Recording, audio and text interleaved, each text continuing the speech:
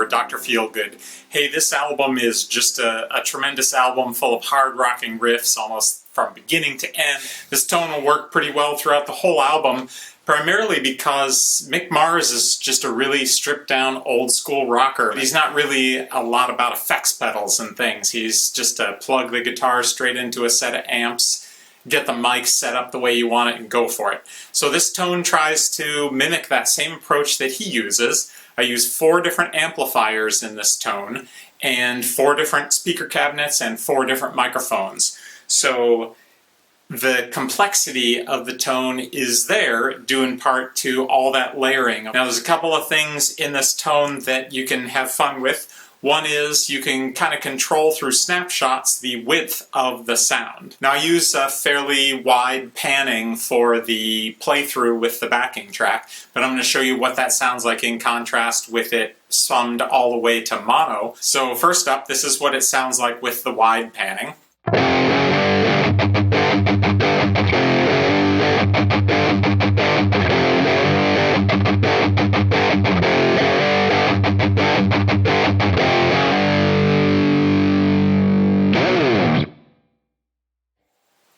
So that's the wide panning. Now I can use a different snapshot to go to mono, and that sounds like this.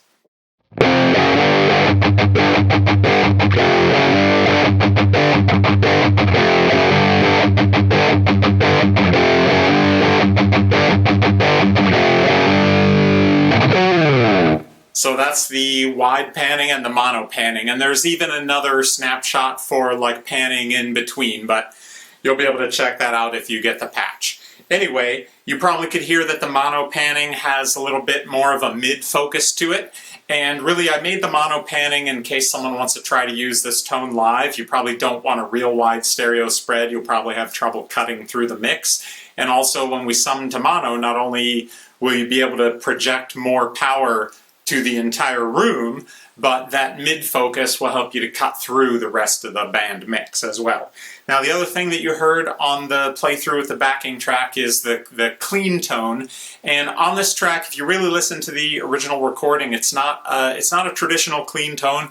It sounds more like maybe Mick just rolled the volume control off on his guitar till his amps cleaned up quite a bit.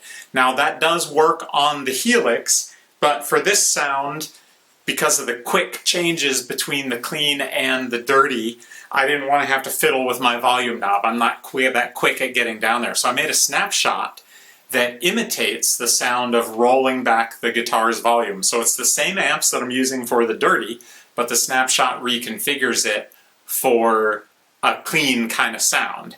So you know what the dirty sound sounds like. So here's what that clean snapshot sounds like.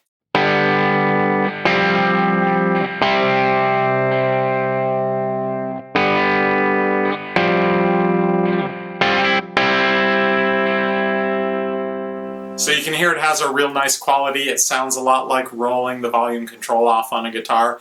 And when you're playing the clean tone, I don't know if you can tell on the video or not, but I'm not picking the notes. And if you listen to Mick Mars on the original recording, you'll hear that he's not picking the notes either. I'm using these 3 fingers to finger pick or to pluck the strings, just like that. And it's all 3-note chords there, so I'm just plucking those 3-note chords with my 3 fingers. It gives it a much more natural sound without the rake of the pick across the strings, and it makes all of the notes in the chords sound at exactly the same time, as opposed to that slight strum effect you get if you were using your pick on those chords. So check it out, try it out, see if it's a playing style you like, and see if it works for you. Now, an extra note about guitars and gear.